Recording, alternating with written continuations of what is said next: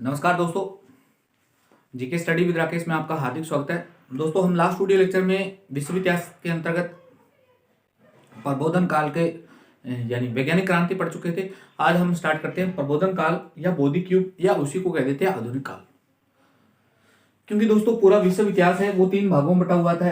पहली से 5वीं शताब्दी के मध्य और 5वीं से 16वीं शताब्दी के मध्य और 16वीं से वर्तमान शताब्दी के थे। तो हम इसी को यानी अंधकार युग से इसमें प्रवेश करेंगे दोस्तों। यानी ये अपने जिस प्रकार पूरे भारत का इतिहास 3 भागों में बटा हो, उसी प्रकार विश्व इतिहास 3 भागों में बटा हो दोस्तों। तो दोस्तों हेडिंग डाल लीजिए प्रबोधन युग।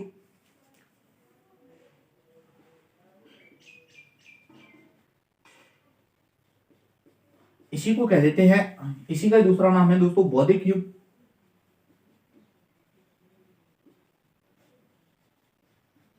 इसी का तीसरा नाम है दोस्तों आधुनिकता का काल। आधुनिकता का काल, तीनों नाम से जान सकते हैं दोस्तों। अब दोस्तों हम सबसे पहले चर्चा करते हैं कि ये प्रबोधन युग हुआ क्यों, इसके कारण क्या थे। यानी कोई ना कोई चीज तो होती है तो उसका कोई ना कोई रीजन रहता है दोस्तों। यानी मैं मेंस के दृष्टिकोण से बता रहा हूं दोस्तों। तो प्रबोधन युग के कारण क्या क्या थे। तो पहला कारण लिख सकते हैं आप दोस्तों कि दैवीय सिद्धांतों के स्थान पर विवेक के सिद्धांतों पर बल दिया जाने लगा। दैवीय सिद्धांतों के स्थान पर विवेक पर बल दिया जाने लगा। विवेक पर बल दिया जाने लगा।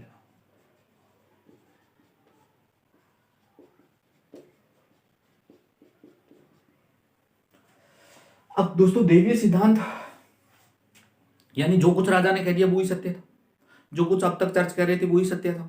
तो ऐसा कुछ नहीं था दोस्तों। अब वर्तमान में विवेक यानी मैंने आपको एक व्यक्ति पढ़ाया था मार्टिन लूथर। मार्टिन लूथर ने एक चीज का विरोध किया था दोस्तों। मार्टिन लूथर ने 95 थीसिस लिखी थी और 95 थीसिस में सबसे ज्यादा विरोध किया था पाप मोचन पत्र। पाप मोचन पत्र के द्वारा ये कहा जाता था, अब तक ये सिद्धांत था दोस्तों, यानी विवेक कैसे, विवेक की बात कर रहा हूं दोस्तों।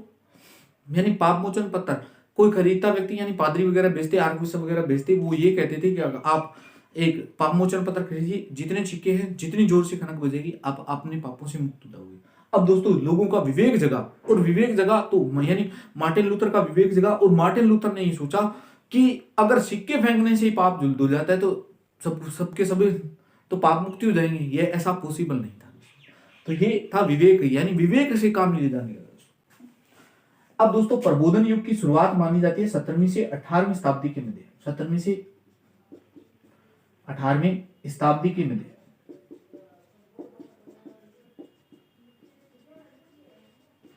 ये भी ध्यान रखना दोस्तों, में शुरू लिख सकते हैं आप, यानी प्रबोधन युग की शुरुआत में शुरू। नेक्स्ट दोस्तों तर्क विवेक मानवता। तर्क विवेक मानवता वैज्ञानिकता व धर्म सहिष्णु। वैज्ञानिकता तथा धर्म सहिष्णु पर बल, इन चीजों पर बल दिया जाने लगा दोस्तों। ईश्वरीय सत्ता,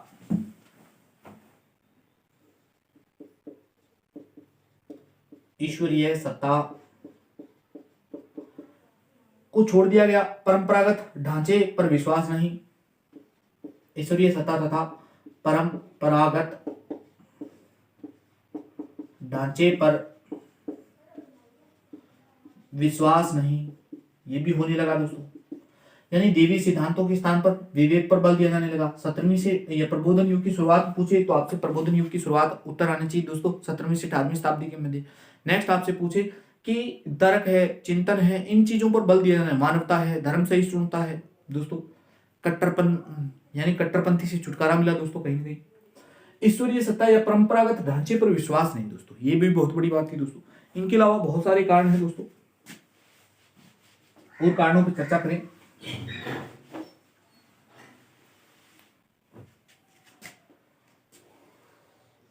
और कारणों में आएंगे दोस्तों, मध्यकालीन परंपराओं का खंडन किया गया।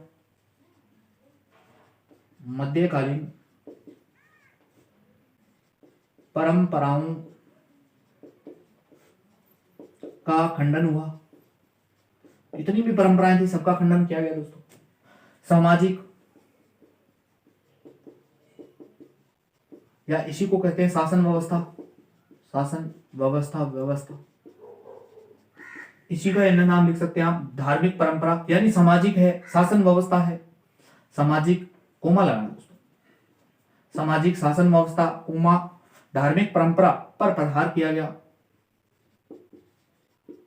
धार्मिक परंपरा पर प्रहार किया गया दोस्तों, यानी जो चीज अब तक गलत थी उसे सही माना जा रहा था, लेकिन अब वर्तमान में तर्क और चिंतन के माध्यम से जो चीज गलत थी उसे गलत कहने का साहस आ गया था लोगों को।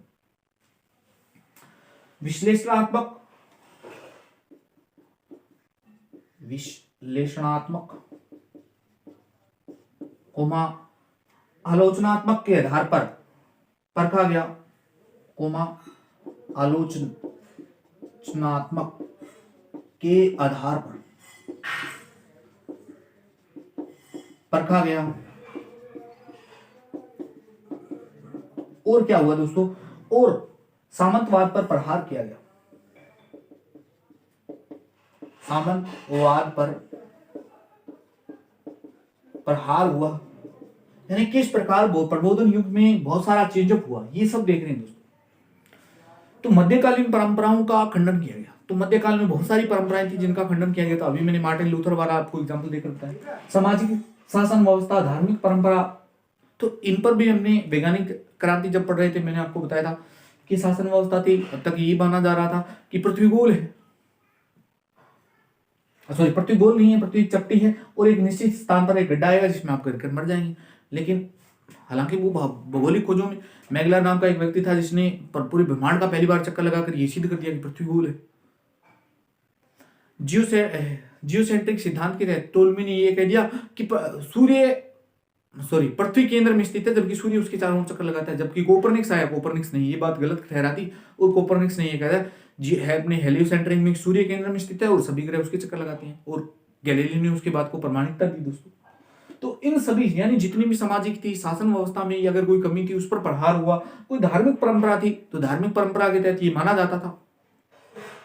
पापमोचन पत्र वाला धार्मिक परंपरा ही है दोस्तों।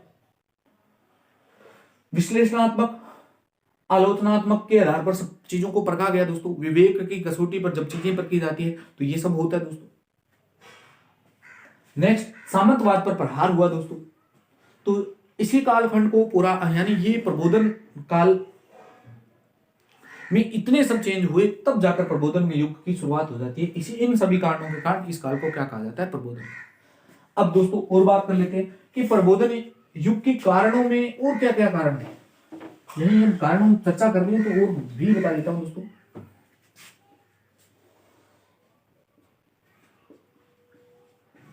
यानी प्रबोधन युग की शुरुआत में और क्या क्या कारण रहे, तो 4 बड़े कारण हैं दोस्तों। सबसे मोटा कारण रहेगा पुनर्जागरण। इनके अलावा अगर बात करें तो पुनर्जागरण के अलावा और क्या कारण रहेगा दोस्तों, धार्मिक सुधार। धार्मिक सुधारों के कारण प्रबोधन युग की शुरुआत हुई दोस्तों। तीसरा कारण रहेगा दोस्तों वैज्ञानिक क्रांति।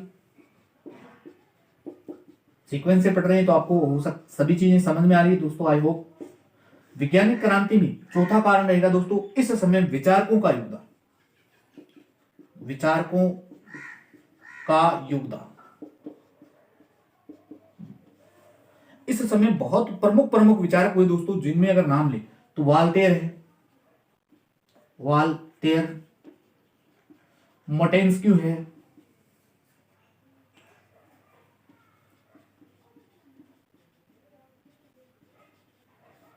रूसो है और डिग्रो है। तो ये 4 तो ऐसे नाम है दोस्तों, इन पर स्टार लगा लीजिए। मैंने कहा था कि इस चैप्टर से 1 या 2 प्रश्न तो 100% पूछे जाते हैं। अगर मतलब पूरा पेपर बनता है दोस्तों तो इस चैप्टर से 100% संभावना ये रहती है कि प्रश्न आएगा।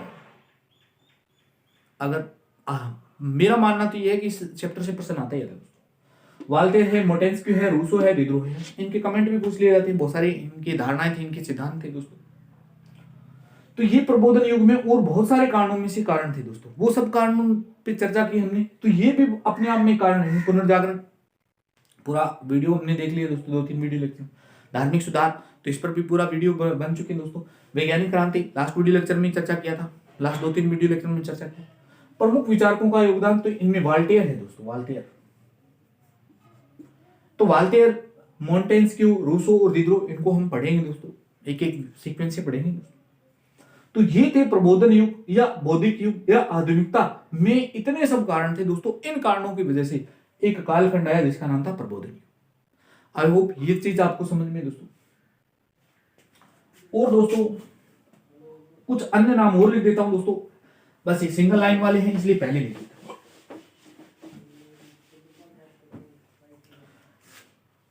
अन्य विचारक,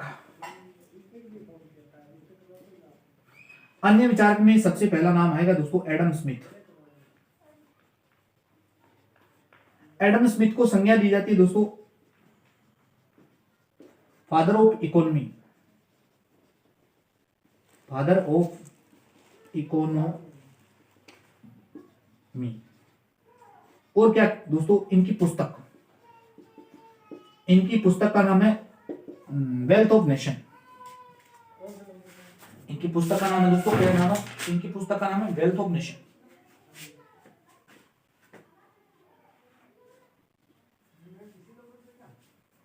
इनकी पुस्तक का नाम है वेल्थ ऑफ नेशन। और बात करें, इन्होंने लिसेज फेयर का सिद्धांत दिया।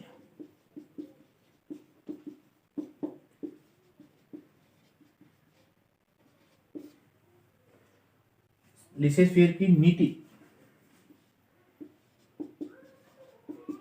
जब इकोनॉमिक्स में पढ़ाया जाता है दोस्तों। अन्य विचारकों में पहला विचारक है एडम स्मिथ।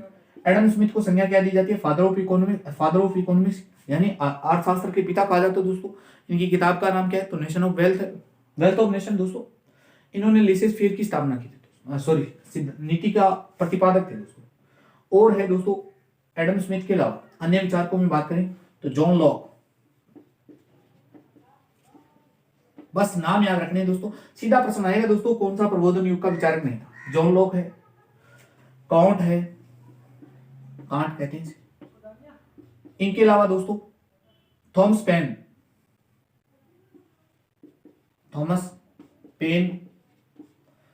पेन के अलावा दोस्तों एक ध्यान रखना, डेविड ह्यूम, यहां लिख देता हूं, डेविड ह्यूम, थॉमस पेन। इन थॉमस पेन की एक रचना है दोस्तों, यानी इनकी पुस्तक है। इनकी पुस्तक का नाम है दोस्तों right of man, common sense. 2 पुस्तकें हैं, right of man common sense, दिख रहा है दोस्तों, कॉमन सेंस। अन्य पुस्तक है एज ऑफ रीजन।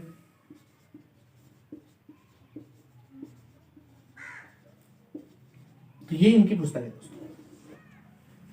अन्य विचारकों में नाम ले तो एडम स्मिथ, संज्ञा क्या दी जाती है, फादर ऑफ इकोनॉमी, पुस्तक wealth of nation, laissez faire theory दी थी दोस्तों। अन्य और विचारकों में बात करें, जॉन लॉक, कांट है, डेविड ह्यूम है, थॉमस पेन। इनकी पुस्तक है right of man, common sense और एज ऑफ रीजन दोस्तों। तो ये इनकी पुस्तकें हैं दोस्तों। बाकी मिलते हैं नेक्स्ट वीडियो में दोस्तों। ये वीडियो कैसा लगा, अब हम स्टार्ट करेंगे दोस्तों इनके प्रमुख विचारकों को। सबसे पहला नाम आएगा वाल्टेयर के बाद में मोंटेस्क्यू बाद में रूसो, फिर दिदरो, फिर हम पढ़ेंगे दोस्तों प्रबोधन युग के क्या क्या प्रभाव पड़े। तो ये 2-3 वीडियो का पूरा लेक्चर रहेगा दोस्तों। ये वीडियो आपको कैसे लग रही है, हमारी सीरीज आपकी परीक्षा के लिए उपयोगी रहेगी दोस्तों। मिलते हैं नेक्स्ट वीडियो में। जय हिंद, जय भारत।